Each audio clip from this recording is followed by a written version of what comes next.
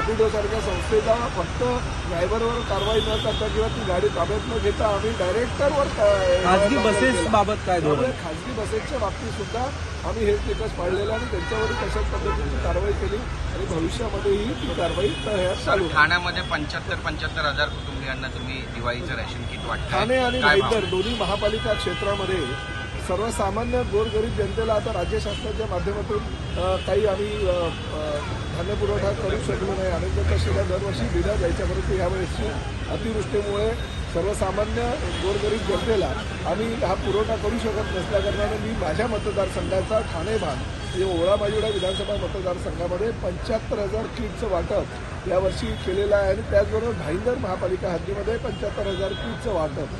कारण देशाचे लोकप्रिय पंतप्रधान आदरणीय नरेंद्र मोदी यांचा 75वा वाढदिवस पूर्ण जगाला साजरा केला आणि त्या वाढदिवसाचं औचित्य साधून जोपर्यंत या देशाचे पंतप्रधान पद भूषवणारे लोकप्रिय पंतप्रधान नरेंद्र मोदी त्या खुर्चीवर आहेत किंवा देशाचा कारभार बघतील तोपर्यंत सरनाईक परिवारातर्फे किंवा प्रताप सरनाईक यांच्या वैयक्तिक निधीतून म्हणा किंवा खर्चातून हे दरवर्षी 75,000 किट या ठाणे आणि भाईंदर या दोन्ही महापालिका क्षेत्रात वाढले. एसटी कर्मचाऱ्यांमध्ये जो घोळ झाला होता एसटी बँकेमध्ये कारवाईचे आदेश दिले, काय म्हणाल? कारवाईचे थेट आदेश दिले. एसटी महामंडळाची आजच बैठक पार पडली आणि त्या बैठकीमध्ये तो विषय फार महत्त्वाचा होता. कारण 2 दिवसापूर्वी ज्या पद्धतीनं एसटी महामंडळामध्ये काम करणाऱ्या कर्मचाऱ्यांनी जे एसटी महामंडळाचे निवडून आलेले सदस्य आहेत त्या सदस्यांनी बैठकीच्या दरम्यान गोंधळ केला.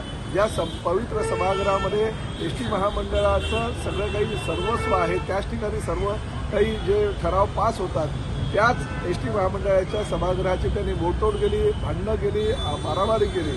त्या सर्वांवर पूर्णतः कायदेशीर कारवाई करण्याचे निर्देश मी एमडीना दिलेले आहेत. भले तो कुठल्याही पक्षाचा असो कुणाचाही असो, परंतु त्या पवित्र वास्तूमध्ये अशा पद्धतीनं मारहाण किंवा मारामारी करून एसटी महामंडळाचं नुकसान करण्याचा अधिकार कुणालाही दिला नाही. त्यांच्यावर कठोर आणि कडक कारवाई केली जाईल. कुणाचाही मुलगा ठेवला जाणार नाही. राज उद्धव दोघं एकत्र. मॅडम तुम्हाला खूप खूप शुभेच्छा. दिवाळीच्या सर्वांना शुभेच्छा. आज जसे एकत्र आहात तसेच आयुष्यभर एकत्र राहावं ही आई ईश्वरचरणी प्रार्थना करतो.